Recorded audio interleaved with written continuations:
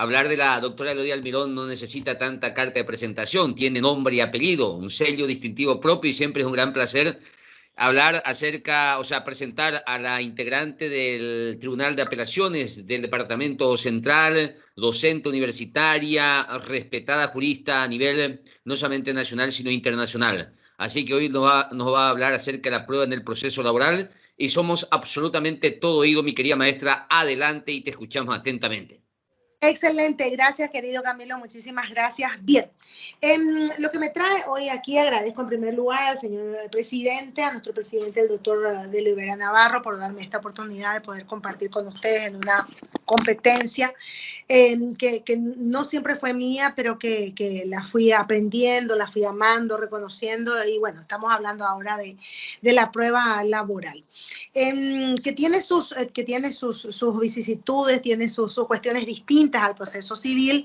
Yo había preparado una presentación que remití ya a la organización de la Asociación de Jueces del Paraguay.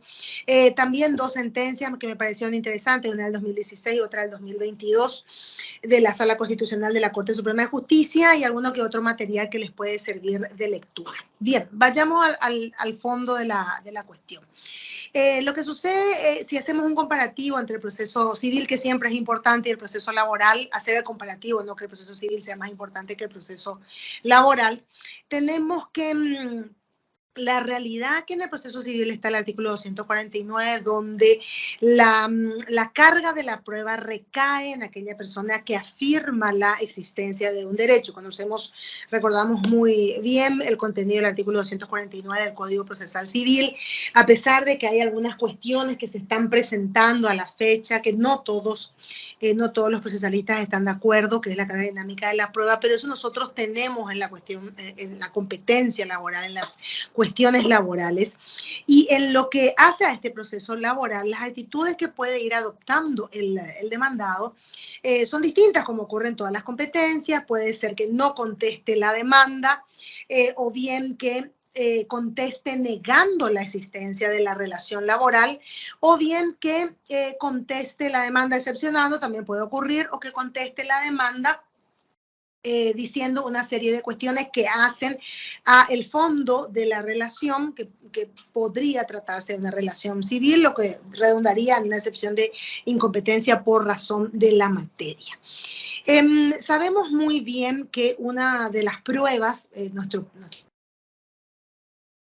tipología de pruebas que enseguida la vamos a ver para tratar de abarcar todos los temas, que una de las reinas de la prueba, como antes también se decía, la reina de las pruebas, una de las pruebas más importantes, la reina de las pruebas más importantes es el contrato escrito de trabajo, a pesar de que las características del contrato laboral están en el artículo 19 del Código del Trabajo, que tiene una de sus variables es que es informal, pero el contrato por escrito es sumamente importante a los efectos de comprobar una serie de cuestiones, como ser la antigüedad, el salario, esa relación laboral tan importante de probar, pero que también esa probatio se puede activar a través de otros tipos de instrumentos, no solamente del contrato escrito, porque sabemos que nuestro sistema, lastimosamente, no es un sistema altamente informal, no formal. Entonces muchas veces en los procesos laborales nos encontramos sin un contrato de trabajo.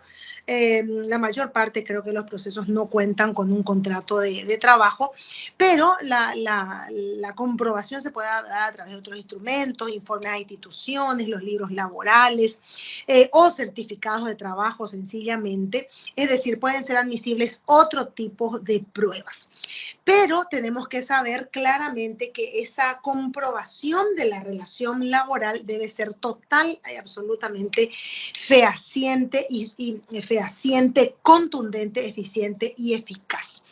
Es importante recordar, colegas, y ustedes bien lo saben, muchos de ustedes trabajan en la competencia laboral, seguro muchos más años que yo, que la jurisprudencia en competencia laboral es fuente formal del derecho. De hecho, sabemos que por teoría general del derecho la jurisprudencia es una fuente formal del derecho y eso hace que se construya derecho y que el derecho sea mucho más dinámico porque va dependiendo y pendiendo de lo que se genera a partir de la interpretación, es decir, la generación pretoriana del derecho, a partir de lo que digan los órganos jerárquicos superiores. Básicamente estamos hablando de sala constitucional, por ejemplo, la Corte Suprema de Justicia, o de los tribunales de apelación laboral, porque sabemos muy bien que en competencia laboral no tenemos lastimosamente no tenemos una tercera instancia, pero no como recursiva sencilla, sino como un recurso extraordinario de casación que debería estar a cargo de la Sala Civil de la Corte. Entonces, lo que tenemos sí son acciones de inconstitucionalidad que se promueven contra los fallos de segunda instancia y de primera instancia, justamente los dos fallos que he compartido con ustedes y que se los va a hacer llegar la AJP. Son dos sentencias en materia probatoria, precisamente de la Sala Constitucional, con distintos integrantes, porque una es del año 2016 y la otra es del año 2022, justamente en materia probatoria, y en ambos casos se declara la nulidad del fallo de segunda instancia, porque justamente no tenemos, o precisamente no tenemos la tercera instancia de revisión. Entonces, ¿qué es lo que tenemos allí? El artículo 6 del Código de Procesal Laboral y el artículo 6 del Código del Trabajo, donde la jurisprudencia es reconocida como fuente formal del derecho laboral. En todas las demás competencias siempre se expone, siempre lo digo, que la jurisprudencia no es vinculante. Sí, sin embargo, eso sí ocurre en competencia laboral porque la propia ley así lo ha decidido, tanto en el cuerpo normativo de fondo como de forma. En el caso de las pruebas tenemos algo muy interesante en competencia laboral, que es la inversión de la carga de la prueba, que está en el 137 de CPT, que no es una carga dinámica, ojo con eso, porque una vez que se admita la relación laboral en forma expresa, supongamos por parte del empleador. Y aquí quiero recordar una carga de la parte demandada, en este caso sería del empleador, que está en el artículo 115, donde el demandado al momento de contestar debe referirse, dice el artículo 115, estoy leyendo el Código Procesal Laboral acá, uno de los hechos alegados y documentos acompañados por el actor, reconocerlos o negarlos clara y categóricamente, bajo procedimiento de tenerlos por reconocidos, tanto los hechos como las instrumentales, colegas. Además, indicará los hechos y razones en que apoya su defensa. Es decir, una vez que se reconozca expresamente la relación laboral, que no son las tres variables que dijimos al inicio de nuestro encuentro de la fecha, quien afirmó el hecho del despido injustificado o del retiro, no del retiro justificado, el despido justificado y el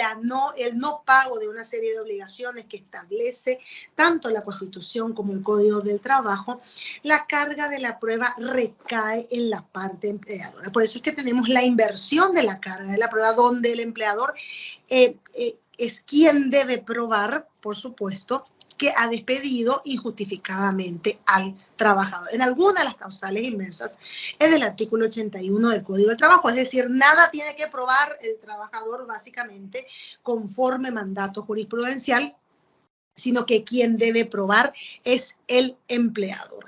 Debe probar esa antigüedad impugnada, por ejemplo, en la parte trabajadora o el salario, a no ser que el salario sea superior al mínimo. Entonces, todas esas cuestiones extraordinarias, como horas extraordinarias, nocturnas, eso no forma parte de la inversión de la carga de la prueba, sino que eso debe quedar a cargo, un salario superior al mínimo legal, debe quedar a cargo la comprobación o la aprobación o la aprobatio a la parte trabajadora.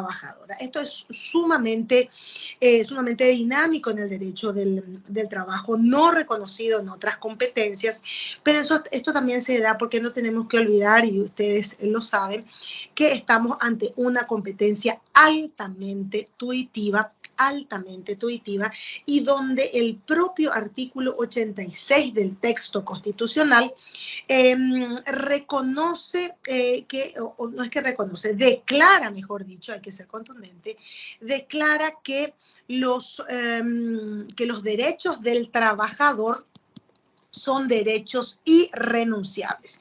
Es decir, esos derechos irrenunciables que los considera como derechos fundamentales porque precisamente la irrenunciabilidad es una de las variables que hacen el ejercicio de los derechos fundamentales. Tenemos una cuestión que resaltar, el tema de la excepcionalidad, y esta excepcionalidad se sustenta en el tema del salario, en el tema de las horas extraordinarias o beneficios superiores que el trabajador reclame. Todo lo demás, por supuesto, que es carga del trabajador, es decir, es carga del empleador. El empleador es quien debe activar, inclusive muchas veces ocurre todo un desfasaje cuando el empleador se refiere a una de las causales más comunes del despido injustificado, que es la causal Q, que muchas veces también confunden los profesionales del derecho, la causal P con la causal Q, porque la causal P se refiere a ausencias injustificadas, sin embargo la causal Q es el abandono del trabajo, donde allí, ¿qué es lo que tenemos? Tenemos presunciones que deben ser levantadas por la parte que debe probar. Y toda la discusión se genera ¿dónde? En materia probatoria, porque tenemos un plazo, un tiempo específico para la remisión de la intimación al trabajador para que se vuelva a incorporar. Quiero que analicemos rápidamente los artículos 132, 133, 136. ¿Por qué elegí estos artículos? Porque no vamos a estar aquí toda la noche refiriéndonos a todos los artículos del Código Procesal del Trabajo. El artículo 132 es un artículo sumamente dinámico. El mismo se refiere a el rechazo de las pruebas, donde este rechazo de las pruebas dice el juez en resolución fundada. Esto es importante haciendo comparación con su competencia afín, que es la competencia civil. ¿Por qué digo competencia afín? Porque el mismo Código Procesal Laboral en su artículo 6 establece que si tenemos ausencia de preceptos legales que puedan ser útiles y no sean contrarios a la competencia laboral, hace una remisión al Código de Procedimientos Civiles. Sin embargo, acá el juez de resolución fundada, de acuerdo a lo que establece el 132, puede rechazar la producción de pruebas y diligencias propuestas de las partes cuando las considere inconducentes o superfluas, que son los mismos conceptos que se utilizan en otro cuerpo normativo. Y luego tenemos algo interesante aquí en el segundo párrafo. Esta resolución será apelable juntamente con la sentencia. Acá no hay ningún inconveniente. ¿Por qué? Porque si resulta conducente la realización de esas pruebas deberán llevarse adelante, es decir, deberán ser diligenciadas en la instancia de alzada. Entonces, una vez resueltas esas pruebas diligenciadas, si es que se revoca la resolución de primera instancia donde se ha denegado la materia probatoria, por supuesto que eso va a influir en la causa petendi, en la comprobación de la causa petendi, para que luego pase el órgano de alzada a analizar la cuestión de fondo. Aquí quiero resaltar una cuestión que ocurre mucho en lo que hace, porque esta resolución es recurrible, es apelable, no recurrible. La verdad que en competencia laboral no hay ninguna discurrencia entre apelable y recurrible porque no tenemos el recurso de nulidad. Está contenido en el artículo 248 del Código Procesal del Trabajo como análisis de nulidad, no como recurso propiamente dicho. ¿Por qué? Porque muchas veces el profesional, ¿qué es lo que activa? Activa el recurso al momento de la salida de la resolución y el juzgador coloca o redacta una providencia que la verdad que no tiene contenido, no tiene peso, no tiene entidad. Téngase presente para su oportunidad. Ya lo he leído en muchas oportunidades. ¿Y qué es lo que debe hacer? Y lo mismo pasa con el tema de las excepciones y la recurribilidad de las excepciones denegadas, conforme al artículo 123 del Código del Trabajo, debe rechazar por improcedente debido a su extemporaneidad, porque es clarísimo el artículo 132, dicha resolución será apelable juntamente con la sentencia. Y si uno redacta esa providencia, el profesional cree que el juez va a recordar que no es obligación del juzgador, y el juzgador con la cantidad de trabajo que tiene, que se va a estar recordando que la recurrió en un tiempo, porque puede pasar un tiempo bastante prudencial o no prudencial entre este auto interlocutorio y la sentencia definitiva, que el juzgador va a estar recordando que puso téngase presente como si fuera que tenía que acordarse, porque esto es carga de la parte, responsabilidad de la parte. Entonces lo que hay que hacer sencillamente es el rechazo del recurso conforme lo dispone el 132 del Código Procesal del Trabajo en su segundo párrafo. Lo mismo que el tema del artículo, en el tema de las excepciones, que es el artículo 124, yo dije 123, disculpas, del Código Procesal del Trabajo. Y el 133, que es el procedimiento ante la alzada, que ustedes lo conocen, se lleva adelante las pruebas con la presencia del tribunal o de todos los miembros del presidente del tribunal o todos los miembros del tribunal de apelación. Se incorporan las pruebas al procedimiento, las pruebas rechazadas, y con esas pruebas incorporadas ya se pasa a la última fase, que es la del análisis. Entonces, si se va a hacer lugar, primero tiene que estudiar, revocar ese auto interlocutorio, se suspende el plazo para el tiempo de la sentencia, cuando las pruebas se encuentren ya diligenciadas e incorporadas al proceso, para pasar a la última fase. Tenemos el artículo 136. No está como tal alegado dentro del Código Procesal del Trabajo, pero sí, eso es lo que implica, eso es lo que conlleva, que es el incidente de suspensión del término para alegar. Después, ustedes, si tienen interés, pueden acceder a la presentación, que también quedó en manos de la AJP. Las diligencias de prueba deben ser pedidas, ordenadas y practicadas dentro del término. La realidad es que el plazo probatorio es exiguo, son nada más que 20 días, colegas, a diferencia de lo que ocurre en otra competencia, que son 40 días en un proceso de conocimiento ordinario, y muchas veces hay muchas cuestiones que probar en un proceso laboral. Supongamos que la parte demandada alegue al momento de contestar, o si se trata de un despido justificado, por ejemplo, un trabajador con estabilidad sindical, estabilidad especial, estabilidad temporal, y utilice varios de los literales del artículo 81. Sabemos que el artículo 81 tiene todo el abecedario como literales de causales de despido justificado. Todas ellas deben ser probadas, y la verdad que un plazo de 20 días es sumamente exiguo, pero eso es lo que tenemos. Entonces, acá está lo que se denomina la suspensión del término para alegar, que se realiza vía incidente. Pues deben ser pedidos, ordenadas y practicadas dentro del término procesal, pero si no lo fuesen por omisión de las autoridades encargadas de recibirlas, podrán las partes exigir que se practiquen ante los alegatos. Suspensión de la etapa procesal siguiente, que es la suspensión de la etapa de alegatos. El juez señalará un término preciso, no hay un plazo determinado. Tampoco el Código de Rito establece la cantidad de veces que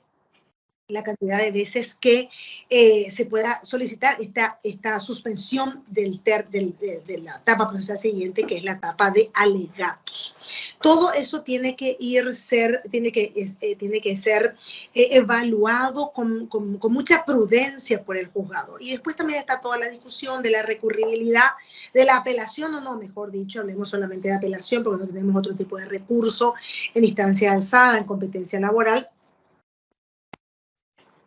que es la resolución que hace lugar al incidente a la suspensión de la etapa procesal siguiente, donde esa suspensión de la etapa procesal siguiente, como es una etapa de pruebas, muchos la consideran inapelable porque se está por la amplitud probatoria. Porque si nos ponemos a pensar, colegas, el corazón de un proceso, no importa de qué competencia sea por razón de la materia, pero nosotros estamos aquí en competencia laboral, es la etapa probatoria. Es la etapa probatoria, colegas. Pues supongamos que, bueno, se haya contestado la demanda, pero sí uno se presenta a la audiencia de conciliación y 15 minutos después, que la verdad que eso no dice el Código Procesal Laboral, pero es una práctica que genera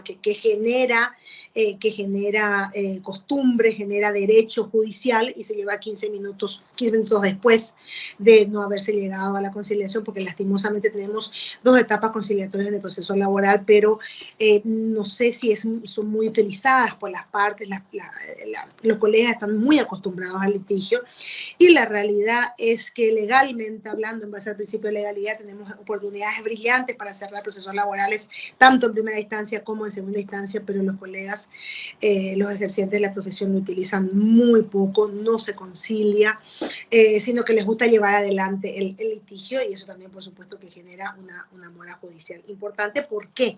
Porque en nuestra competencia los plazos son exiguos, y eso tiene una razón lógica de poder explicarlo, sencillamente porque es una competencia tuitiva.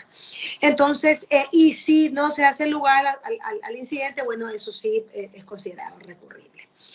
Y ahí está el artículo 137, del cual hablábamos, la inversión de la carga probatoria, regirá el principio de inversión. ¿Se imaginan ustedes? En proceso laboral, inversión de la carga de la prueba. Inversión de la prueba en todos los casos en que se demande el cumplimiento de obligaciones impuestas por la ley. Es decir, es claro, y esto, por supuesto, que tiene relación o guarda relación con la competencia tuitiva, con una competencia diferenciada basada en principios y también en la equidad. Y por último tenemos el artículo 138, que es la regla de la sana crítica, a pesar de que luego en cada uno de los capítulos diferenciados de los medios de prueba tengamos sus propias reglas, pero todas ellas se conducen y se condicen con lo que son las reglas de la sana crítica, que yo les había puesto en la presentación, donde dice: la apreciación de la prueba, el juez formará libremente su convicción, pero en principios científicos, en las máximas de la experiencia. Es decir, no es que el juez valora las pruebas discrecionalmente o en forma netamente voluntarista, sino que está obligado a responder a las reglas de la lógica, a las máximas de la experiencia, y como bien lo dice aquí, a principios científicos en lo que hace a la prueba pericial y otros elementos de acreditación que pueden ser incorporados al proceso. Las reglas en materia de valoración probatoria están insertas, de hecho, en el artículo 138 del Código Procesal Laboral. Me quiero referir rápidamente, antes de pasar a cada uno de los medios probatorios, a las denominadas, y que reciben muchísima crítica, las denominadas medidas para mejor resolver. El artículo 141, bueno, yo las denomino medidas para mejor resolver. El 152 tenemos la comparecencia de las partes y el 203 diligencias necesarias.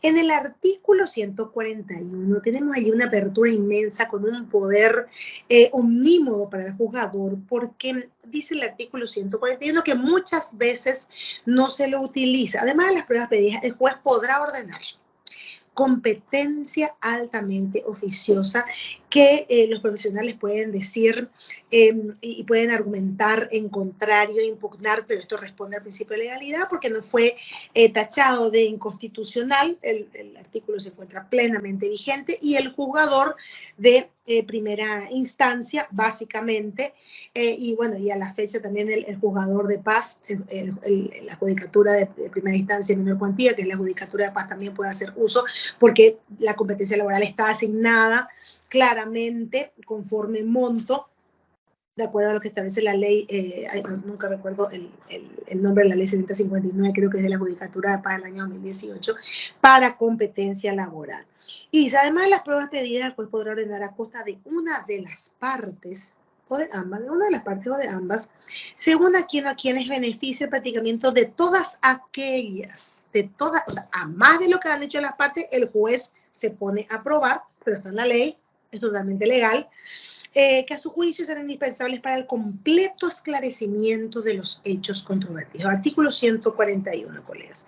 Como careo de las partes entre sí o con los testigos, y estos unos con otros, examen de documentos, lugares objetos, otros elementos de convicción. No obstante, cuando la ley exige determinada solemnidad, no se podrá realizar la prueba por otro medio.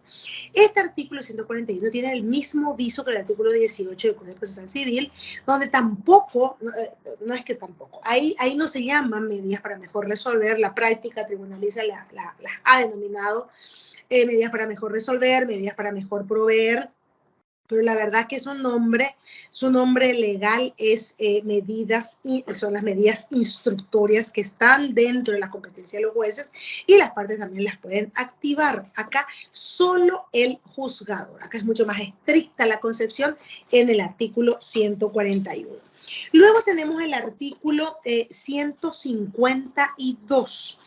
En cualquier estado del procedimiento, no dice de la instancia, dice del procedimiento, y esto se encuentra de la confesión en juicio, dentro del capítulo 3, ya es uno de los medios de prueba establecidos en la ley. En cualquier estado del procedimiento, hasta la providencia de autos para sentencia, es decir, no sé, cuando se están en la etapa de alegato, ahí lo puede solicitar, porque si es la etapa de pruebas, bueno, es la etapa de pruebas. El juez podrá ordenar la comparecencia de las partes a fin de interrogarlas libremente sobre los hechos controvertidos, como una forma de confesión. La parte podrá comparecer por medio de apoderado, salvo que dice la ley que no se trate de hechos personales, pero la verdad es que salvo que se trate de hechos personales, porque si es personales va a ser una confesión propiamente dicha. Y esa también puede ser concebida como una medida, como una de las llamadas o de la llamada medida para mejor resolver. Y por último tenemos el artículo 203, que son las diligencias necesarias. El artículo 203 luego está en la sección 4, colegas, de la discusión de la prueba, de la causa y recepción de la prueba, artículo 203, y dice lo siguiente: formulados los alegatos, esto sí ya se condice más con las llamadas medidas para mejor resolver de proceso civil, porque la práctica tribunaliza hace que se las adopte una vez que está la providencia de autos para sentencia, pero eso es una interpretación nada más, porque eso no dice el artículo 18, y dice, formulados los alegatos, ya la etapa final, donde luego el juzgador hace su entrada triunfal para poder resolver la causa conforme a derecho y las pruebas aportadas, formulados los alegatos transcurrido el término señalado en el artículo 201, que es 3 y 3, el juez dictará la providencia de autos para sentencia. Perfecto, hasta ahí. Desde entonces queda cerrada toda discusión y no podrán presentarse más escritos ni producirse más pruebas, porque quedó cerrada la discusión, lógicamente, con el auto para sentencia, el auto para resolver, quedó cerrado el debate dialéctico entre las partes. Ahora solo se activa el trabajo del juez, que es el de sentenciar. Ya no hay actividad de las partes, pero luego dice, salvo las diligencias que el juez estimare necesarias, para el mejor esclarecimiento de la verdad.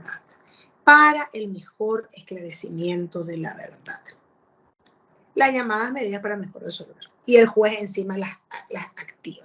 ¿Y cuáles son las medidas para mejor esclarecimiento o las diligencias para mejor esclarecimiento de la verdad? Sencillamente es actividad probatoria. Se llevan a cabo dichas diligencias de la misma forma que la promovida por las partes, testificales, confesión, inspección, etcétera, etcétera, a excepción de las presuncionales. Acá se genera un pequeño debate, colegas. ¿Por qué? Porque hay toda una contraposición del garantismo judicial que dice que el juez es un sujeto procesal, no es parte, no se puede poner a probar ni diligencias ni nada, queda bajo la responsabilidad de las partes de comprobar la relación laboral si es que fuera negada o no se contestó, o de comprobar todas las causales de despido injustificado, o que el trabajador pruebe las causales de retiro justificado, que tiene la misma equivalencia que un despido injustificado. pero están en la ley, en nuestro sistema legal se encuentran en la ley y el juez, por supuesto, puede disponer de ellas. Lo que sí tenemos aquí es que el juez debería ser sumamente prudente al momento de activar estos artículos que acabamos de ver, el artículo 141, el 152, el 203, y en todo caso que las medidas, estas diligencias, para no llamar las medidas para mejor resolver o comparecencia de las partes o lo dispuesto en el artículo 141, para no quebrar el derecho a la defensa en juicio, tendrían que ser anoticiadas, colegas. Y al ser anoticiadas se genera un segundo debate si las mismas pueden, si estas disposiciones pueden ser recurridas. Yo claramente sostengo y creo firmemente, porque vivimos en un sistema republicano, un Estado social de derecho, donde debe resguardarse el derecho a defensa judicial, la tutela judicial efectiva, el acceso a justicia. Estas medidas deben ser anoticiadas y si la parte considera pertinente su apelación, la apelación debe ser concedida porque podría ocurrir que el juzgador incline la balanza de la decisión con una prueba no aportada o con una prueba no diligenciada por cualquiera de las partes, ya sea que se trate de parte actora o parte demandada. Esto puede generar todo un debate y hay posiciones encontradas claramente y cada una de esas posiciones, por supuesto, que tiene argumentos razonados y razonables. Bien, vayamos a las fases de la prueba. Esto, por supuesto, que no está en nuestro Código Procesal Laboral, sino que se encuentra inserto en la teoría general de la prueba. Yo les envié un libro muy interesante que se llama Prueba sin convicción. Les insto a su lectura. Es sumamente entretenido y ahora hay toda una nueva tendencia en referirse a la teoría del razonamiento probatorio o hablar del razonamiento probatorio, que antes ni siquiera eso se discutía, no existía, y uno de esos propulsores es Jordi Ferrer Beltrán, español, que tiene inclusive una maestría en razonamiento probatorio, en toda una teoría de la argumentación en materia de pruebas. ¿Por qué? Porque sostiene él y otros autores, por supuesto, otros doctrinarios, que hay un tipo de razonamiento que se utiliza en esta fase probatoria, en esta etapa probatoria. Y las fases de la etapa probatoria son el ofrecimiento, la admisión o el rechazo de las pruebas. Ya sabemos cómo ocurre con el tema del rechazo en resolución fundada cuando leíamos el artículo 132. Tenemos el diligenciamiento, la incorporación y la valoración. Estas son las fases de la etapa probatoria. Porque cada una de ellas es independiente de la otra, pero todas ellas están entrelazadas, porque la prueba ofrecida puede ser que no llegue a la valoración. O sea, uno puede ser que haya ofrecido la prueba y no se la admitió, se la rechazó. Ahí murió. Luego ya se verá en instancias alzadas y qué hacemos con ella. Puede ser que se haya ofrecido, se la haya admitido y la parte no la diligenció. No la diligenció por su inercia, por su falta de diligencia. Ya hemos visto cantidad de procesos que se pierden inclusive por falta de material probatorio, porque no se probó correctamente, o puede ser que se haya ofrecido, admitido, diligenciado, pero no quedó incorporada porque el informe llegó posteriormente al cierre del plazo de 20 días, no se activó lo que dispone el artículo 136 de la suspensión de la etapa procesal siguiente, etcétera, etcétera. Pero bueno, si se ofreció, se admitió, se diligenció, se incorporó, las mismas pueden ser que no resulten valoradas, porque el juzgador no está obligado a valorar todas las pruebas, pero sí tiene que decir, bueno, esta no la valoro porque la verdad que tal vez pasó la etapa de admisión, se diligenció, pero el juez no está obligado a valorar todas las pruebas. Puede ser que sea una prueba inane o una prueba que no conduzca a la dilucidación de lo que es la causa petendi. De hecho, yo tengo mis altas reservas, tal vez a algunos de ustedes también, con respecto a la prueba confesoria, que enseguida la vamos a ver, que si la parte responde todo no, bueno, que podemos valorar de la confesión. Y también tiene, creo yo, un alto índice, según mi propia visión jurídica de inconstitucionalidad. No olvidemos que está ahí el artículo 18 del texto constitucional, colegas. Pero bueno, esa es una posición personal mía. Ustedes seguro pensarán distinto. Camilo, ¿querías decir algo? Sí, acá la apelación de autora Gloria en este caso no sería dilatoria con algo de chicanas, dice la autora Gloria Machuca, jueza de paz de Santísima Trinidad. ¿De las medidas mejor resolver o a qué se refiere, Gloria? De no, realmente no lo sé, inclusive no quise interrumpirte porque no me pareció clara la cuestión, porque también estoy disfrutando de tu exposición brillante sobre el tema de la prueba confesoria y el alcance de constitucionalidad de esa prueba, como tantas cuestiones dentro del ordenamiento jurídico positivo de nuestro país, ¿verdad? Que son dignos de verdaderos artículos científicos, verdaderos estudios más a profundidad. Pues la pregunta está así que respóndalo, mi querida maestra, como tú quieras, disculpa la interrupción, ¿verdad? No hay ninguna interrupción porque el debate se construye con las preguntas, querido Camilo, así que si hay más preguntas adelante, le respondo a Gloria. Quiero presuponer que se refiere a la apelación del autointerlocutorio que resuelva llevar adelante, porque tiene que ser fundado, tiene que explicarse por qué. No nos olvidemos que siempre el juez, inclusive por nuestro propio Código de Ética Judicial, creo que está en el artículo 35, habla de que la resolución debe responder a principios de independencia, imparcialidad y motivación. Sí, podría ser una chicana, Gloria, podría ser una estrategia procesal de la parte para retrasar el juicio, pero bueno, si vos como jueza no estás de acuerdo con eso, se le deniega la recurrencia, y bueno, por supuesto que el profesional tiene todo el derecho del universo, no es luego del mundo, a ir en instancia alzada. En este caso sería primera instancia, o podría ser segunda instancia, de ir en queja por recurso denegado. Y ya la instancia jerárquica superior, solo a los efectos de la revisión, decidirá si eso es apelable o no, y si le causa agravio o no a la parte.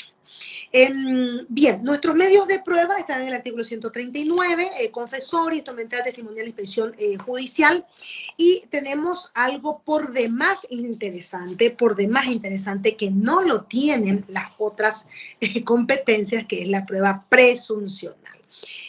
Todo un ámbito de discusión en la competencia laboral. Y ahora vamos ya directamente a la prueba confesoria. Yo tengo aquí mis serias dudas, colegas. De hecho, el capítulo 3, estoy en el artículo 142, dice de la confesión en juicio. Eso a mí ya me causa un escozor terrible, porque dice de la confesión en juicio. Yo siempre la recuerdo, no es de competencia civil, no es de competencia laboral, de competencia civil, una consulta constitucional del año 2016 en un juicio civil en primera instancia en la capital. La parte absolvente se negó a absolver, amparado en el artículo 18 del texto constitucional. La jueza le va en consulta constitucional, y la sala constitucional integrada en aquel entonces por Vareiro, Peña y Fretes. Vareiro no hacía lugar a la consulta porque no creía en la consulta, conocemos su posición. Y el voto fundado fue la ministra de la doctora Peña, con la adhesión del ministro Fretes, diciendo que la confesión, la prueba de absolución de posiciones no es una prueba inconstitucional porque no se enmarca dentro del artículo 18 del texto constitucional. Argumentación que yo no comparto en forma total y absoluta. El voto, perdón, fue del ministro Fretes con la adhesión de la ministra Peña, sin otros argumentos. ¿Por qué? Porque ellos entroncaron el artículo 18 del propinante Fretes con el artículo 17, y la verdad que el artículo 17, colegas, ese artículo 17 aplica a todas las competencias. Que no se quieran apropiar los penalistas del artículo 17 están sumamente erradísimos. Lo digo con muchísimo respeto, para eso hay que leer tranquilamente y muy sencillamente el artículo 8 de garantía judicial, ley 1/89 de rango cuasi constitucional, y si no queremos que sea cuasi constitucional, igual es supralegal. Y las garantías judiciales, que son idénticas a los derechos procesales del artículo 17, dice el artículo 8 de la ley 1/89, que se aplica a procesos civiles, laborales, tributarios y de cualquier otra índole. Entonces, el artículo 17 dice en el proceso penal o en cualquier otro del cual pudiera deberse una sanción, y las sanciones son económicas. En el proceso laboral se le sanciona el pago de haberes por despido injustificado con las indemnizaciones, es una sanción pecuniaria. Otra sanción, si el trabajador tiene estabilidad o se le despide, que el despido es totalmente nulo, una mujer en estado de gravidez o en periodo de amamantamiento, se le despide el despido nulo. ¿Cuál es la sanción? Ya el empleador se quiere desprender de ella, la sanción es volver a verle a la cara a la trabajadora. Es una sanción, colegas. Entonces, sí, adelante, Camilo.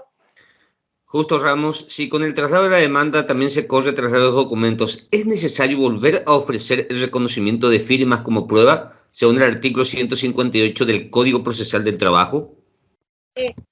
58. Cuando salen documentos por instrumental cuyo contenido, firmas, se atribuyen a partes, otro será citado para que los reconozca bajo apercibimiento entendido. Si no compareciera sin justa causa o si habiendo comparecido contestar evasivamente. Pero no sé si la pregunta de justo se refiere al ofrecimiento de la prueba pericial, no de los instrumentos. Sí, sin ánimo de privilegiar ni compañía, yo le rogaría justo que encienda su cámara y también su micrófono y plantee la pregunta, porque conozco la versación técnica de Justo y sería un lujo escucharla a ambos. Justo, no sé si está en condición de prender tu cámara y tu micrófono, por favor. Un diálogo entre vos y la maestra. Adelante, Justo. Hola. Adelante, Justo. Por favor, adelante. Está autorizado. Me refiero a la prueba documental, porque la ley dice que se corre traslado de la demanda y también de los documentos bajo apercibimiento, quiere decir que el empleador tiene que reconocer o negar la autenticidad de los documentos. Entonces, pero el artículo 158 exige otra vez que haya un reconocimiento de firma. Me parece que es sobreabundante. No sé si es necesario volver a ofrecer porque los colegas suelen volver a ofrecer el reconocimiento de firma. Eso nomás. Y que no es necesario justo porque ahí voy con lo que dijiste, artículo 115. Segundo párrafo que lo había leído al inicio de nuestro encuentro, se referirá a cada uno de los hechos alegados y documentos acompañados por el actor para reconocerlos o negarlos, y acá está la respuesta justo, o negarlos clara y categóricamente, bajo apercibimiento de tenerlos por reconocidos. Y ahí salto al artículo 163 de la prueba pericial, que está condicionado con el tema del reconocimiento de firma por si los niega. Dice, la prueba pericial solo tendrá lugar cuando el juez estimare que la comprobación de los hechos controvertidos requiere conocimientos especiales en alguna ciencia, arte o industria. Si tenemos una norma redundante, justo que es un problema de interpretación, entre el artículo 158 y el artículo 115, segundo párrafo. Gracias por el aporte. No sé si quedó respondida la pregunta. Segunda pregunta de Justo, si los derechos de los trabajadores son irrenunciables, ¿cómo se explica que el Código Procesal del Trabajo admita la excepción de transacción? Después hay una pregunta de Meli Conjati que también voy a hacerlo, maestra. Adelante. Adelante. Tenemos nosotros en el artículo 119, la excepción de transacción. ¿Y qué significa transacción? Transigir los derechos. Esto podemos considerarlo como un artículo altamente inconstitucional. ¿Por qué? Porque el artículo 86 de nuestro texto constitucional dice que son irrenunciables. Tal vez pueda referirse a cierto tipo de indemnización. Sabemos que está ahora muy, no sé si la palabra es moda, que no quiero utilizar esa palabra, la verdad, sino que muy en boga sería lo correcto, el tema del daño moral.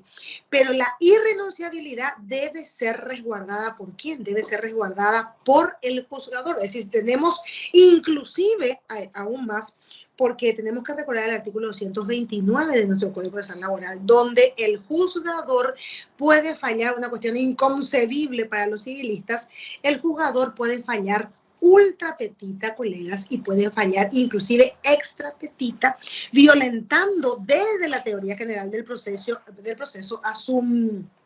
a su principio, para decirlo de alguna forma, a su principio rector, que es el principio procesal consecuencial de congruencia, porque ese es el principio rector de los civilistas, que es durísimo, sentencia citra petita, ultra petita, extra petita. Bueno, la citra petita no tenemos problema en lo laboral, pero sí con la ultra y la extra.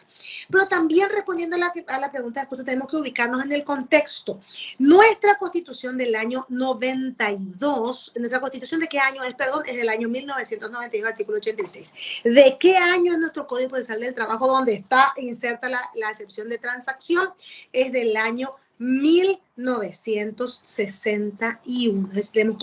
Tenemos un desfasaje generacional demasiado importante entre lo que era concebido como lo justo y lo concreto entre el Código Procesal Laboral y la Constitución del año 1992, que cambió totalmente el viso en materia laboral. Teníamos ya reconocimiento de derechos laborales en la Carta Política del 40, lo mismo en la del 67, pero donde explosiona precisamente es con la Constitución del año 1992. No sé si está respondida la pregunta, sí. Pero...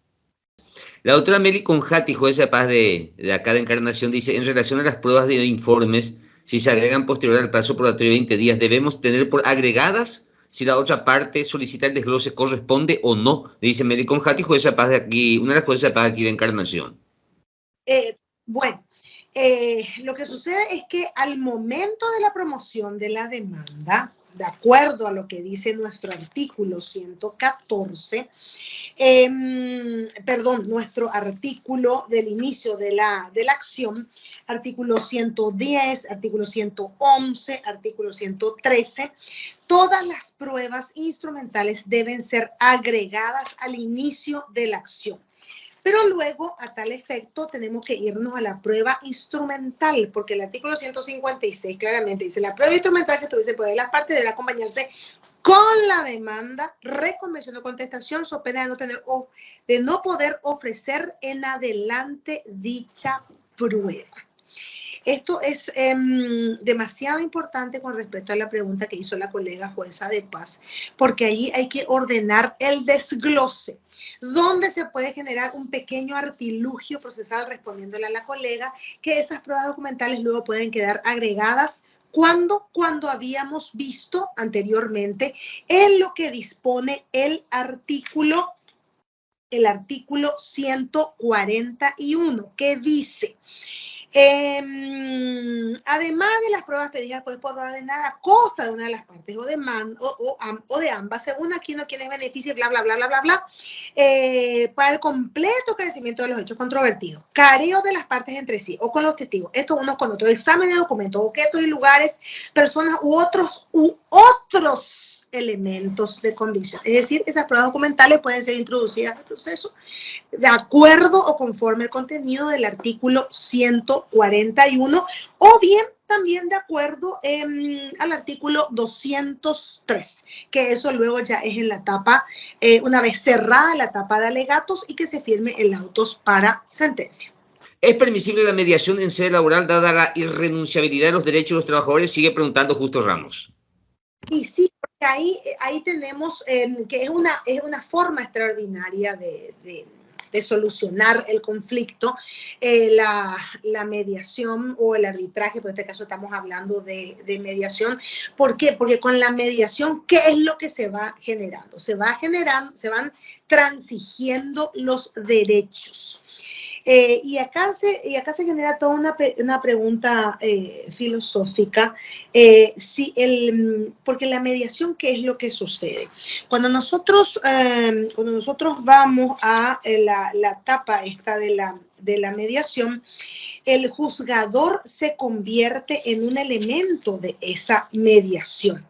¿Y qué es lo que pasa? En la mediación, ¿qué es lo que tenemos que tener? Tenemos que tener un tercero, es decir, un tercero que esté mediando, y el juez no es un tercero. Ahí tenemos varios problemas metodológicos de la ley y varios problemas procesales dentro de la misma. No es que yo quiera saldar cuentas con esta ley, pero siempre tenemos que recordar que hay cuestiones con esta ley, porque vuelvo a repetir, es del año 1961. Cosa distinta ocurre con el Código del Trabajo. ¿Por qué? Porque el Código del Trabajo es del año 1993, colega. Nuestra Constitución es del año 1992. Digamos que se encuentra conteste, no sé si completa total y absolutamente con la Constitución del 92, porque ya sufrió varias modificaciones con el tema de la protección de las mujeres en estado de gravidez, las mujeres en estado de amamantamiento, el servicio doméstico, que tenemos leyes especiales, pero sí ya es un código mucho más actualizado que el Código Procesal Laboral. Vuelvo a repetir, el Código Procesal Laboral es del año 1961. Se imaginan que este Código Procesal Laboral ni siquiera contempla el tema de las recusaciones, sino que hace como una remisión, que luego fue contenida en el Código de Organización Judicial, pero al final termina rigiéndose por el Código Procesal Civil, tratándose de recusaciones con expresión de causa, porque sabemos que la recusación sin expresión de causa no existe en competencia laboral. Tenemos acá, y la verdad que la palabra que utiliza nuestro Código Procesal Laboral en el capítulo 2 dice conciliación. Este tema de la conciliación no es lo mismo que la mediación, pero bueno, digamos que qué es lo que trata de hacer el juez, de conciliar las posiciones de las partes, pero al momento de conciliar las posiciones de las partes, por supuesto, ¿quién es el que va a estar transigiendo derechos? Va a ser el trabajador, porque el reclamo del trabajador casi siempre es pecuniario,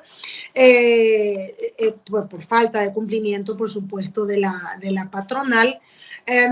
Y en el caso del empleador, yo no sé si no hay una transacción o una pérdida de derechos, porque quien debe cumplir la mayor parte de las veces en los procesos laborales es el empleador para con el trabajador.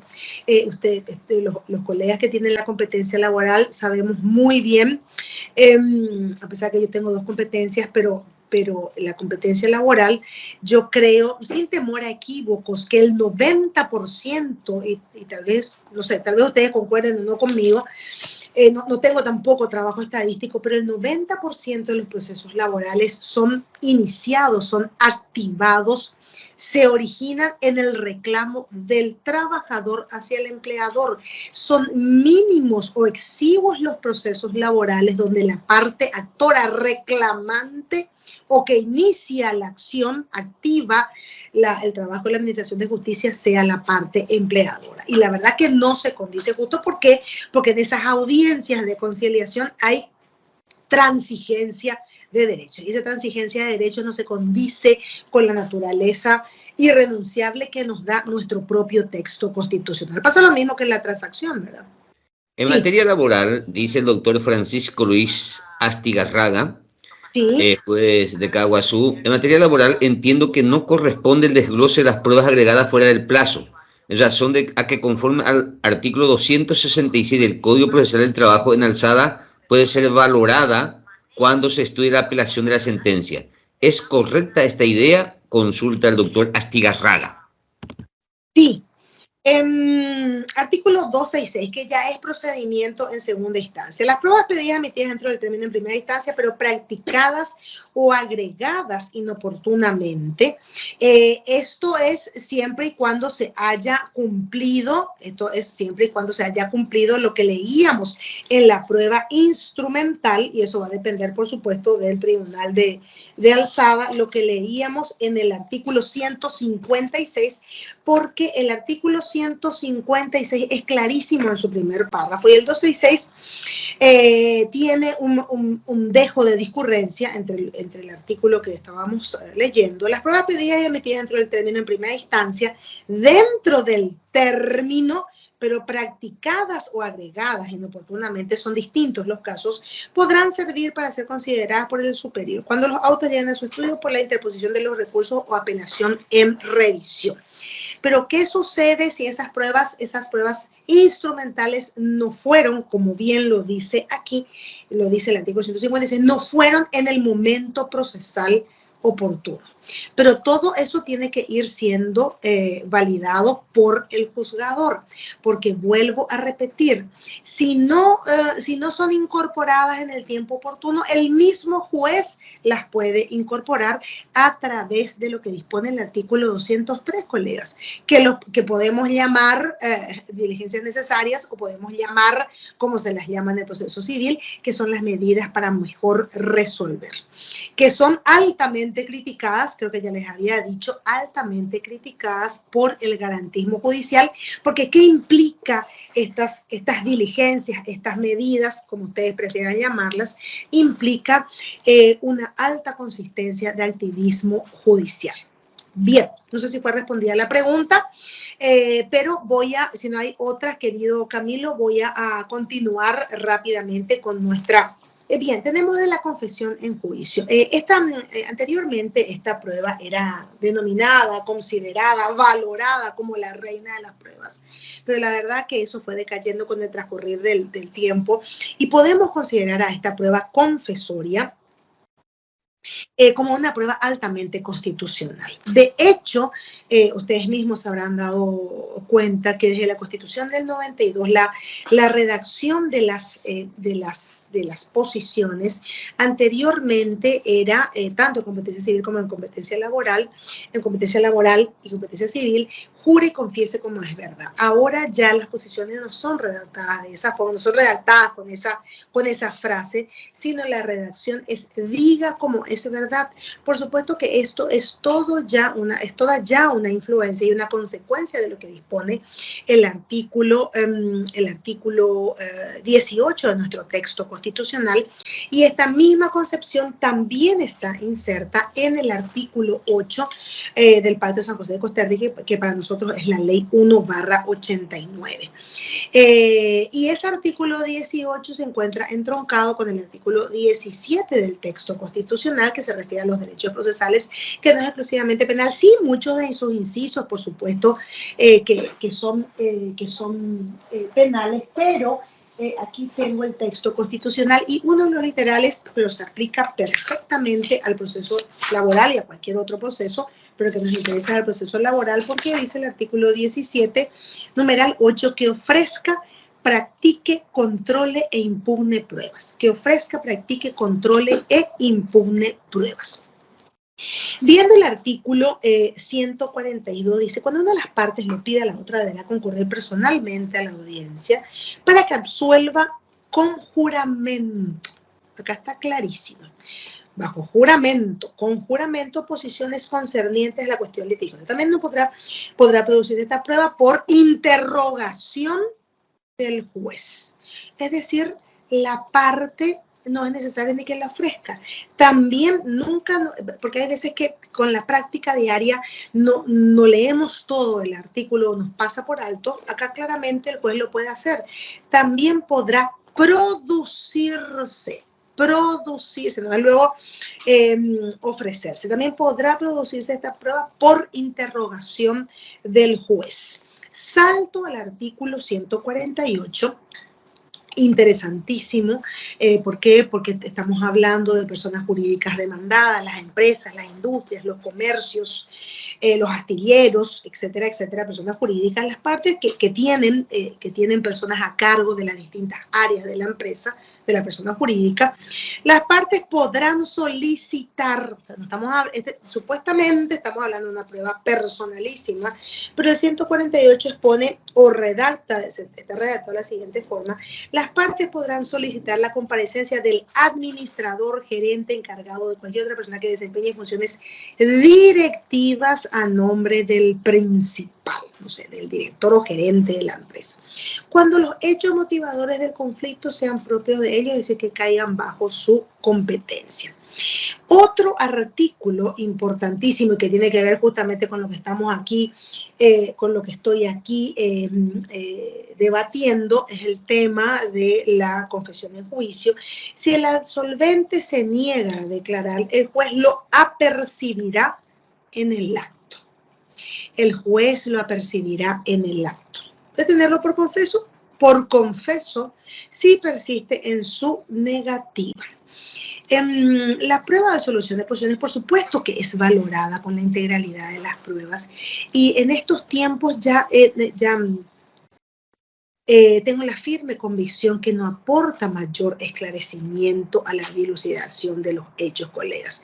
Porque si la parte absolvente responde todo que no, no, ¿qué aporte de convicción puede generar en el juez? Absolutamente ninguno.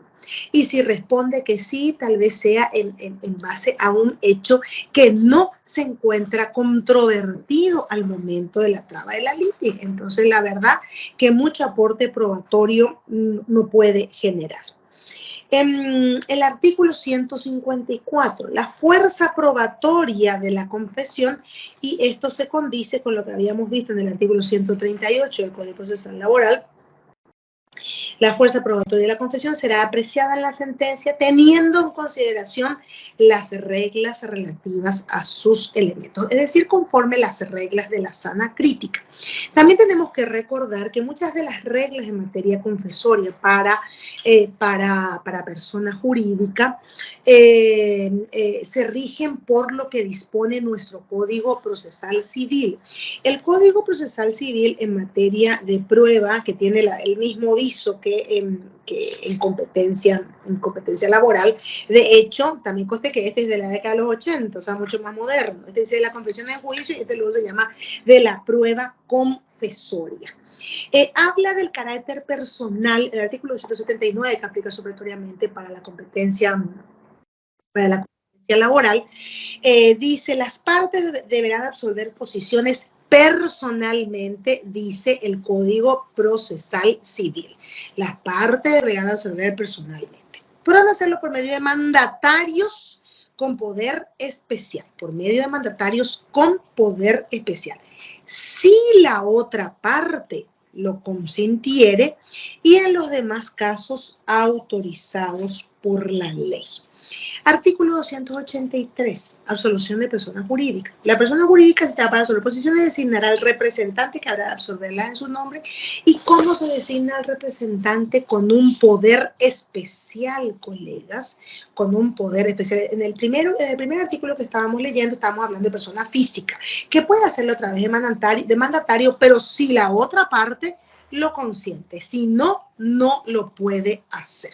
Pero en el caso de la persona jurídica, solo a través de una persona, como bien lo establece el Código Procesal Civil, que aplica supletoriamente al proceso laboral, que se le puede otorgar, a la persona designada a tal efecto, con un poder especial, con la designación para el juicio, carátula, número de expedientes, juzgado, secretaría, etcétera, porque de lo contrario no resulta válida la asignación.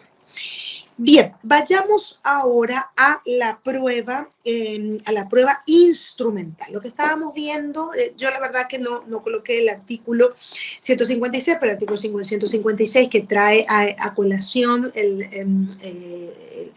colega Justo Ramos y el colega que tomó la palabra posteriormente con la pregunta, que ahora, mil disculpas, no estoy recordando el nombre, se refería a la prueba instrumental y su correspondiente desglose. Dice, la prueba instrumental que estuviera en poder de las partes, esto que está en poder de las partes, deberán acompañarse con la demanda, reconvención o contestación. Debe acompañarse.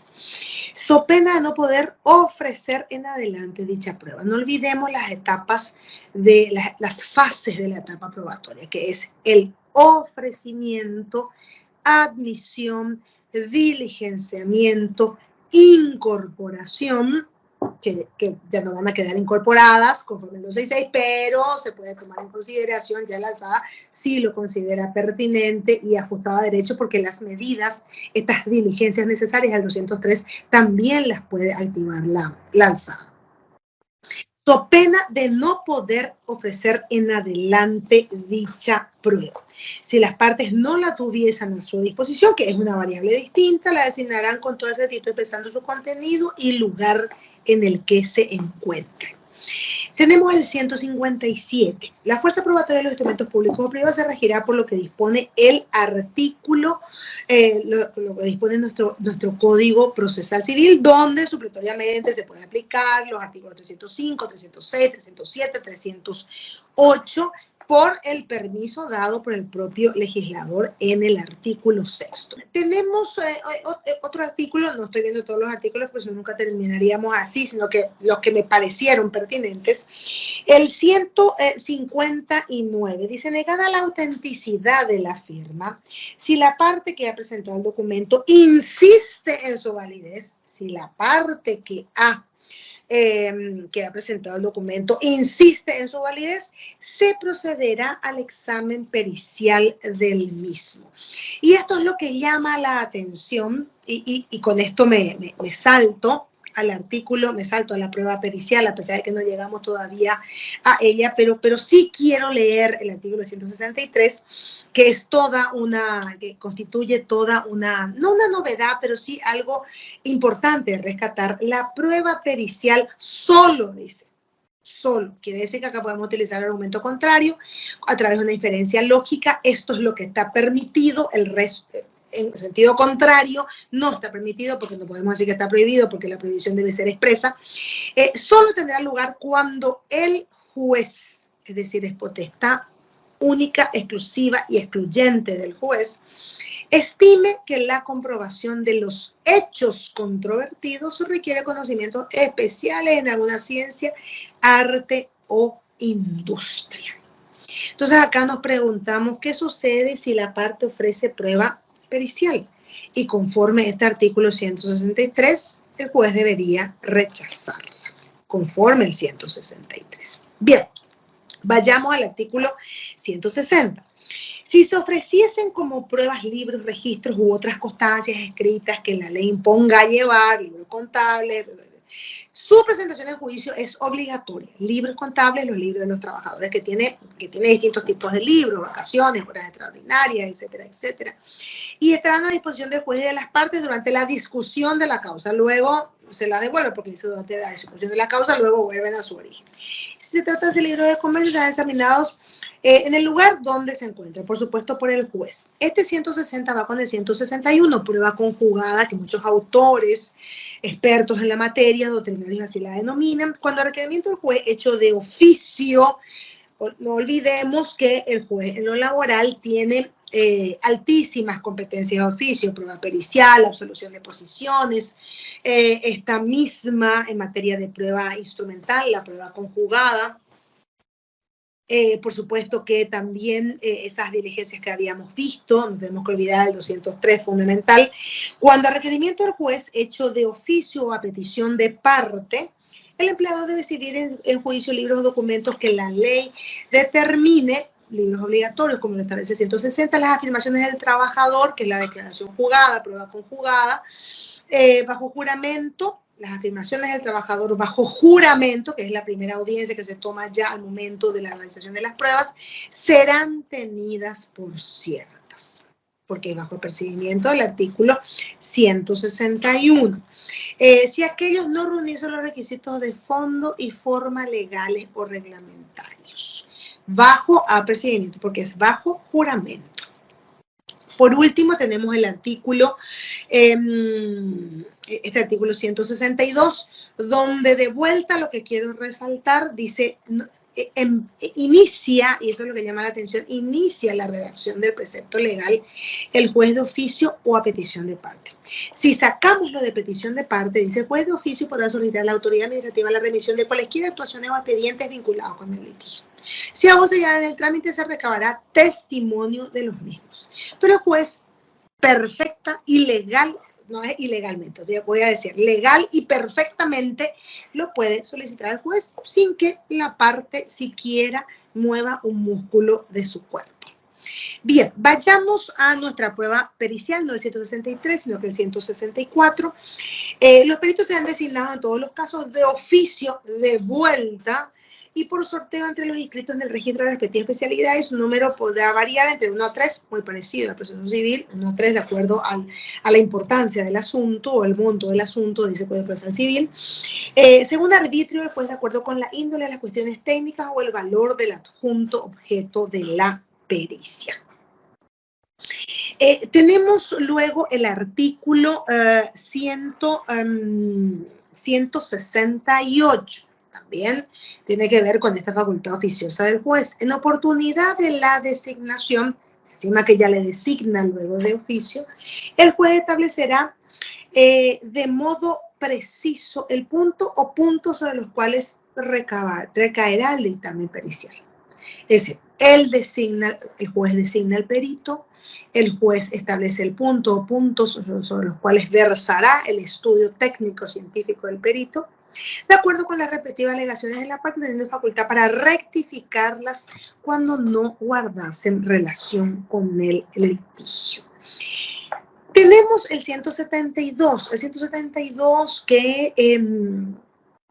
que la verdad que no tengo la noticia que se cumpla a nivel país, pero dice el artículo 172. Hay muchas cuestiones que han caído en una forma de desuetudo, colegas, porque sabemos que el desuetudo como forma de dejar sin efecto artículos de las leyes o de reglamento de las leyes, mejor dicho, y por el argumento a forciori y por los otros actos normativos de inferior rango,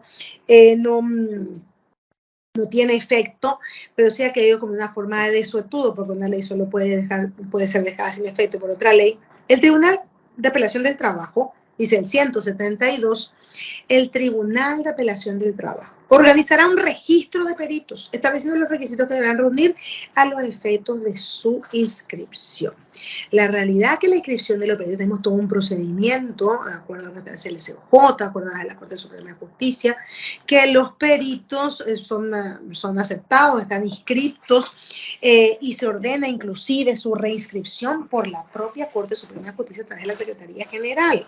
Es decir, desconozco si a nivel país los tribunales de apelación, en Central por lo menos no, el Tribunal de Apelación del Trabajo, es muy específico el artículo 172, tenga o cuente con un registro de peritos, porque para ello se recurre a la Secretaría General de la excelentísima Corte Suprema de Justicia. Bien, vayamos a la prueba de testigos. El artículo 174 establece algo, tiene una regla de especialidad, habla de la edad, etcétera, etcétera. Podrán ser testigos todas las personas mayores de 18 años, en el caso del Código Procesal Civil son 14 años, acá son 18 años, y especialmente el mismo Código Procesal Laboral lo permite, los trabajadores al servicio del empleador. Como prueba testimonial, 18 años. Saltamos de allí al artículo 179. El juez examinará separadamente a los testigos de modo que no se enteren del dicho de los demás, previo juramento por sus creencias religiosas u honor de decir la verdad. O sea, el juramento, la promesa de decir verdad, más aún todavía con la modificación de nuestro texto constitucional, que hemos pasado de ser un estado confesional de la Constitución del 67 a la Constitución del 92, un estado confesional. Por eso, digamos que este artículo ha quedado bien conforme al texto constitucional, porque no se le puede tomar solo juramento por las creencias religiosas, porque es un estado confesional, pero acá dice honor de decir la verdad, e instruyéndole las disposiciones por falso testimonio. Deberán dar siempre la razón de sus dichos. Deberán dar siempre la razón de sus dichos, y si no lo hicieran, el juez lo exigirá. Ha ocurrido ya en varios casos, porque la razón de sus dichos es, bueno, para poder no interpretar eso, sino que utilizar la interpretación, la traducción como forma de interpretación. Esa razón de sus dichos es cómo se enteró de la situación, cómo sabe lo que ha ocurrido, si firmó o no firmó el contrato, la antigüedad, si está inmerso dentro de las causales, si son ciertas esas causales de retiro justificado, de despido injustificado, etcétera, etcétera. O para el famoso daño moral, si no está dentro del listado de preguntas, que está en el artículo 180, el artículo subsiguiente, el juez la exigirá. Entonces uno se pregunta, ¿será que es nulo el testimonio que no cuente con la razón de sus dichos? Y la verdad que habría que analizar, colegas, yo no soy partidaria de la nulidad, porque de verdad y legalmente nuestro sistema procedimental de nulidades es un sistema, no es un sistema de nulidades absolutas, sino que se encuentra relativizado, y el juzgador siempre debe estar por la validez de la prueba, no sé que sea total y absolutamente inconducente y se haya violado reglas científicas o el derecho a la defensa en juicio o garantías procedimentales. Entonces, no podemos considerar inválido o nulo el testimonio que carezca por la razón de sus dichos, y sobre todo, colegas, si es que realmente se cumple, porque muchas veces resulta absolutamente imposible por la cantidad de trabajo con la que cuentan los jueces, con la que tienen los jueces de primera instancia y los jueces de paz, que se cumpla a cabalidad y realmente el principio de inmediación, y que las audiencias, las testimoniales, las audiencias de los testigos de la prueba de solución de posiciones sean llevadas adelante por los propios juzgadores, y ahí se va a hacer realidad el principio de mediación. Entonces, ¿a qué cuento podríamos nosotros anular? El juez podría anular posteriormente el acta de audiencia si es que no cuenta con la última pregunta, que es por la razón de sus dichos. Bien, vayamos al artículo 186, que es el tema de las tachas de los testigos. Las partes podrán tachar a los testigos, esto por supuesto es vía incidental, por motivos fundados en inhabilidad o en hechos que hicieren presumir la parcialidad de su declaración. Son dos cuestiones, son dos variables distintas. Un testigo que no tenga la edad requerida del artículo 174, todas las personas mayores de 18 años, es un testigo inhábil. Una cuestión distinta es el interés que pueda tener testigo en el resultado, que está inmerso en la otra variable, o en hechos que hicieren presumir la parcialidad de su declaración. Son dos variables, inhabilidad o que hagan presumir la parcialidad de su declaración. La tacha del testigo deberá formularse antes o en el acto de su declaración. Antes o en el acto de su declaración, con ofrecimiento de la prueba pertinente, que se practicará dentro de los 3 días. Esto es un procedimiento incidental. Y por supuesto que la recurrencia se da al momento de la sentencia definitiva. Artículo 188. Otra vez de las reglas que todas ellas se condicen con el primer artículo que habíamos leído, no quiero fallar, que es el artículo 138. Ya vimos que pasa con la prueba confesoria, pasa con la prueba testimonial, y el artículo 188, que es lo que dispone. El juez apreciará según las reglas de la sana crítica, si ya acá ya es bien expreso, a diferencia de lo que ocurre con las otras reglas de convicción, las circunstancias y motivos contundentes a corroborar disminuir la fuerza de las declaraciones testificales en la sentencia juntamente con el principal. Y algo que olvidé leer, que ustedes lo conocen, pero también me parece trascendente este artículo, que no aplican otras competencias, testis unis, testis nullis. Si la declaración de testigo único se encuentra corroborada por los elementos de convicción obrantes en el proceso, todas las demás pruebas, y también ahí se activa el principio de primacía de la realidad, debe ser estimada y tenida como suficiente para dar probado un hecho. Por ejemplo, la misma relación laboral. Esto es fantástico porque el aforismo del testis unis, testis nullis es muy duro, muy fuerte, tiene mucha presencia, mucha entidad en los procesos civiles, y acá cae por su propio peso de acuerdo a lo que establece el artículo 187. ¿Justo hay alguna pregunta? Sí, doctora, antes de pasar de la prueba testifical, tenemos 2 preguntas. Voy a leerlas. Una es del doctor Augusto Acuña y que hace la siguiente pregunta. A ver, acá tengo. Referente al ofrecimiento, admisión y diligenciamiento de las pruebas, ¿se deben realizar en un mismo acto? ¿O una vez ofrecida la misma, se debe admitir por auto fundado y señalar fecha de producción de las mismas? Bien, pregunta interesante. La práctica tribunalicia, como es un procedimiento bastante acotado y exiguo en los plazos, ¿qué es lo que ocurre en los procedimientos de primera instancia? Tenemos esa audiencia de conciliación, que la verdad que nunca llegamos a ninguna conciliación y tampoco debería ser así, de acuerdo también a las preguntas realizadas por Justo.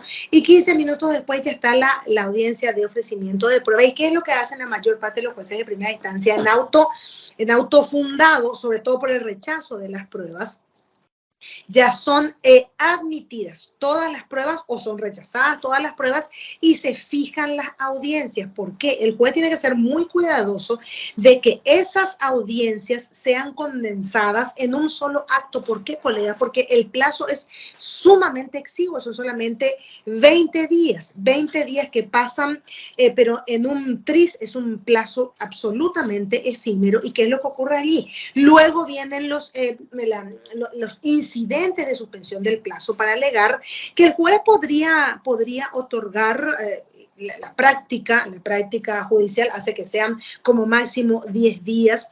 Tampoco tenemos un límite en la ley de cuántos incidentes de suspensión de la tabla procesal siguiente se pueda dar, pero eso hace que el proceso se vaya prolongando y extendiendo en el tiempo, siendo que conforme la propia esencia del Código Procesal Laboral, por la competencia tuitiva, que es el proceso laboral no debería extenderse en el tiempo. Sabemos que es así en la realidad y que hay procesos que duran 1, 2, 3, 4 años, pero lo que debería tratar de hacer el juzgador es tratar de activar el principio de concentración por el tipo de proceso ante el cual estamos.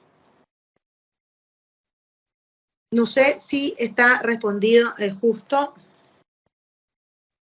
Muchas gracias, doctora. Queremos pasar a la siguiente pregunta, que tiene que ver con los gastos de la prueba pericial decretada de oficio. ¿Quién debe correr con esos gastos? Pregunta la doctora, uno de los oyentes. Bien. ¿Qué es lo que sucede? Como la prueba es de oficio, el juez es el que tiene que decidir cómo distribuir estos gastos. Sabemos muy bien que porque como es de oficio, no sabemos a quién va a beneficiar y conforme el tema, no sabemos a quién va a beneficiar, porque acá dice la prueba pericial solo tendrá lugar cuando el juez estime que la comprobación de los hechos requiera conocimiento y encima el 164 habla de 1 o 3 peritos conforme su propia especialidad.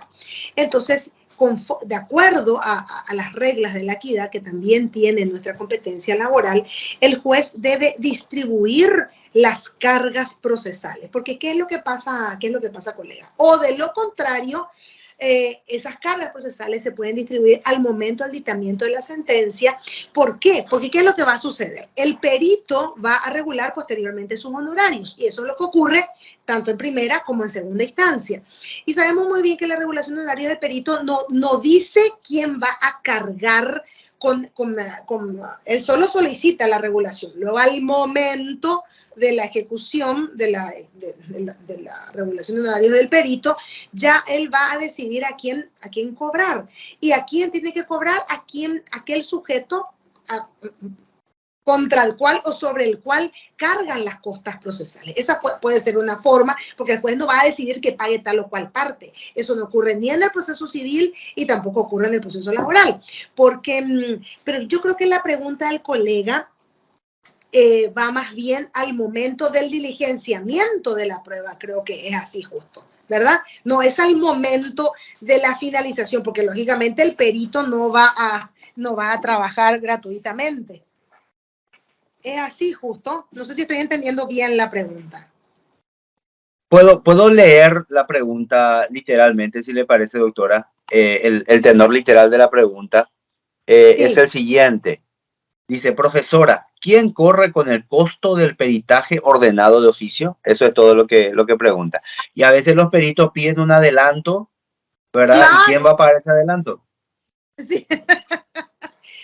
yo creo que claramente el juez no debe pagar. Tienen que hacerlo las partes por una cuestión de equidad, porque va a beneficiar al proceso. Y en todo caso, al momento de la sentencia, quien gane o quien pierda ya procederá a la regulación o a la repetición de lo pagado o lo que fuera necesario. Porque que sea de oficio no implica o no conlleva de ninguna manera, tenemos que ser muy claros con esto justo, que el juez asuma el pago del costo del perito. Porque es cierto lo que tú dices, el perito solicita adelantos y el juez no puede dar ningún adelanto porque no es prueba del juez, ojo con eso, no, que no se entienda mal, es una prueba activada por el juez, pero no es una prueba del juez, es una prueba para el mejor esclarecimiento de la causa petendi. Pero es muy intrincado filosóficamente porque la verdad que no debería activarse de oficio justo. Tendría que ser iniciativa de las partes, pero está redactado el artículo así y no hay de otra forma. Tenemos que entenderlo que no es una prueba de las partes, sino que es una prueba oficiosa y la prueba oficiosa, ¿quién la activa? Solamente la puede activar el juzgador. No sé si hay otra pregunta, Justo. Hay una más, doctora, muy interesante respecto de los incidentes de nulidad relativos a diligencias probatorias. Cuando se plantea un incidente de nulidad, si eso debe resolverse de manera previa o en la sentencia. Un incidente de nulidad respecto de alguna pieza probatoria. A ver, no sé si entiendo de algún acto procesal puede ser, no. Sí, de una audiencia testifical o de una audiencia confesoria. Voy a leer literalmente la pregunta para no pasar por una interpretación mía nada más. Dice, cuando se plantea un incidente de nulidad contra un acto de las pruebas diligenciadas, ¿esta se debe resolver con la sentencia? Es la pregunta. Ya. O de manera previa, supongo yo, ¿verdad? Claro. La otra opción. Claro, la nulidad tiene que resolverse en el acto. Si hablamos yo pensé que era la recurrencia. Si hablamos de nulidad, porque el juez tiene la potestad de sanear el procedimiento. Porque si no sanea el procedimiento, ¿qué es lo que puede ocurrir? Va a llegar a dictar sentencia con un procedimiento viciado y ahí, ¿qué es lo que vamos a tener? A pesar de que no lo diga el Código Procesal Laboral, estimado Justo, y al que hizo la pregunta, tenemos el artículo 248. Dice, mediante el recurso de apelación se reclamará la nulidad de la sentencia por vicios, que son vicios procesales, o defectos de la misma. Defectos que podrían ser vicio incoquitando. O sea, una sentencia así trapetita, supongamos, porque no puedo hablar ni de ultra ni de extra. O de falta de fundamentación, o que no resolvió todas las cuestiones peticionadas.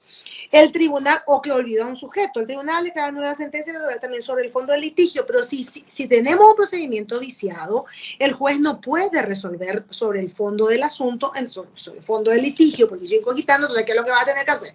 Tiene que anular la sentencia, pero es una nulidad en cascada, porque este es el procedimiento que está viciado y como un dominó hace que todo caiga como nulo y por ende la sentencia tiene que anular y ordenar el reenvío al juzgador de instancia inferior, sea de judicatura de paz o de primera instancia, para que vuelva a replicar los actos procedimentales. Y los actos procedimentales son actos probatorios. Si hay un vicio en la prueba confesoria o en la prueba testimonial, claramente eso va en perjuicio del proceso y tiene que ser resuelto en el acto, claramente. No sé si tenemos otra pregunta, Justo. Sí, parece que la pregunta anterior, el valor probatorio es lo que hay que juzgar en la sentencia, pero la validez o nulidad de manera previa, porque es una cuestión formal, me parece. Claro. Pero hay una pregunta más, doctora, muy interesante sobre la prescripción, si es que la audiencia de mediación ante el Ministerio del Trabajo interrumpe o no el cómputo de la prescripción, pregunta el doctor Augusto Acuña. Hay prescripción, nos salimos totalmente de nuestro tema, vayamos. Es cierto, salimos todo porque no es sobre el tema probatorio, pero yo no quise omitir la pregunta porque me parece oportuna y además que se planteó, ¿verdad? No sí. Quiero ser yo un filtro de preguntas, si es que parece. Ir rápidamente al artículo 300. Al Código del Trabajo en la parte de prescripción. Vamos al artículo 400, 404, por interposición de la demanda, 404 del Código Laboral para los colegas, para que nos ubiquemos. Por el reconocimiento expreso tácito que la persona cuyo favor sobre la prescripción haga del derecho que ella contra quien prescribe, que esto aplica a las audiencias ante la autoridad administrativa. El literal B del artículo 404. Me interrumpiría la prescripción, estimado. No sé quién preguntó, pero te respondo a vos, querido Justo. El doctor Augusto Acuña, juez de paz de Itacurubí de la Cordillera. Okay, es el que hizo la pregunta, muy oportuna. O sea, muy oportuna sobre el tema de la prescripción. Nos salimos un poco del tema de la prueba, ¿verdad? Pero, es todo que amerita toda... Pero es oportuna la pregunta porque suele plantearse. Sí, no conmigo, pero con cualquier colega, por supuesto, que trabaje en la competencia laboral, porque el tema de la prevención, el tema de la prescripción son temas, o nulidades, por ejemplo, son temas álgidos en competencia laboral, la verdad que sí. Bien, no sé si hay otra pregunta, Justo, o continúo con nuestra penúltima prueba, que es la de la inspección judicial, que no se da mucho en competencia laboral. Yo por lo menos no la he visto. Siempre son las pruebas de absolución de posiciones, testimoniales, instrumentales. Y solo voy a tomar el artículo 189 porque de vuelta llama la atención el juez de oficio o a petición de parte. De vuelta primero de oficio a petición de parte. Podrá decretar la inspección ocular, reconocimiento, utilización de otros sentidos, lugares, condiciones de trabajo, sobre todo esto por retiros justificados, u otros sitios por motivos fundados para aclarar hechos dudosos. Para el juez, hechos dudosos porque no lo hace la parte, o sea, lo puede hacer la parte, pero también el juez de oficio. Siempre que tal diligencia pueda cumplirse sin grave daño para las partes o los terceros y sin obligar a violar secretos profesionales, es decir, bastante limitada la concepción de la prueba. También puede comprender la inspección judicial. Esto es una cuestión distinta. Esta es inspección ocular, habla en el segundo párrafo de inspección judicial, bienes muebles, siempre que no puedan ser retirados del lugar en que se encuentre, pero habla de bienes muebles. La providencia que el decrete, el juez designará día y hora para la diligencia, debiendo extender acta de cuanto ocurriere. Por supuesto, igualito con una inspección judicial en materia civil, pero nada más que acá tenemos una primacía en lo que hace a la prueba oficiosa. Y por último, el capítulo de las pruebas presuncionales, que no todos están de acuerdo. Hay mucha crítica de las pruebas presuncionales en materia laboral. Tenemos luego 3 artículos, 193, 194, 195. Y la verdad hay una variable en las pruebas presuncionales, que es la presunción iuris tantum, la presunción iure de iure, y nuestro artículo 193 se hace eco de ello, porque dice: las presunciones establecidas por las leyes iure de iure, por las leyes de fondo, las presunciones establecidas por las leyes de fondo, o que se deduzcan de los hechos probados en juicio, iuris tantum, constituyen elementos de convicción. Clarísimo el artículo. Entonces, ahí, ¿qué es lo que tenemos? Donde las presunciones iuris tantum admiten la prueba en contrario, es decir, pueden de una u otra forma ser desactivadas. Y el artículo 109 pueden ser desactivadas con la prueba en contrario o impugnaciones. El 194. La presunción legal favorece a quien la invoca, dando por existente el hecho presumido. Declaración jurada, colegas. La declaración jurada. Corre a cargo de la otra parte la prueba en contrario. Clarísimo, más claro, agua. Presunción iuris tantum, declaración jurada. Corre a cargo de la otra parte la prueba en contrario. Y aquí se activa algo tan interesante en la competencia laboral, que no quiero despedirme de ustedes sin referirme a ello, que es el principio de primacía de la realidad, que es un principio que existe también en competencia civil, pero casi no se lo usa, pero en materia laboral sí. Y justo el acuerdo y sentencia, ya que estoy con Justo, el acuerdo y sentencia del año 2022 de Sala Constitucional con voto del ministro Diesel y la adhesión del ministro Ríos, y creo que es el voto disidente del ministro Fretes, porque salió el acuerdo antes de que parta Fretes, se refiere precisamente a este principio de primacía de la realidad y habla de las pruebas presuncionales, haciendo una crítica fuerte, ojo, no sé si conoces el acuerdo Justo, este acuerdo de sentencia 96 del 2022 de Sala Constitucional. La verdad que me dejó como un vacío ese acuerdo, porque es como un mazazo a la competencia laboral y a las pruebas de presunción, pero y al principio de primacía de la realidad, donde lo que realmente ocurre en la vida real, en el plano fáctico de la realidad de ese trabajador en su relación con el empleador, muchas veces no se traduce en ese frío contrato laboral que sabemos por nuestra propia situación, que se los hace firmar a ciegas prácticamente a los trabajadores, o las hojas de renuncia o de lo que fuera, y que se activa la prueba en contrario a través o a partir de las presunciones, donde esta situación real no se ve reflejada en el contrato, y hace primar la voluntad de las partes desplegada a través de una serie de elementos que pueden ser probados por la propia solución de posiciones, por las testificales, por otros informes. Es así como que, digamos que el informe de IPS que suelen ofrecer las partes, es una prueba contundente para la antigüedad, pero nada que no guarda relación, porque sabemos muy bien que el trabajador principia en esta franja etaria y luego de 5 años se lo inscribe a IPS. Entonces, este reflejo de la antigüedad que informa IPS dentro de la instrumental no es el reflejo realmente de la antigüedad de ese trabajador, que a lo mejor está trabajando 3, 4, 5 o 10 años antes que se lo haya asegurado en IPS. Entonces, ahí se activa el principio este principio tan importante, y tiene una índole protectiva totalmente cierta, y es directamente compatible con lo que nosotros tenemos en nuestro texto constitucional, colegas, que vuelvo a repetir que es la irrenunciabilidad de los derechos laborales.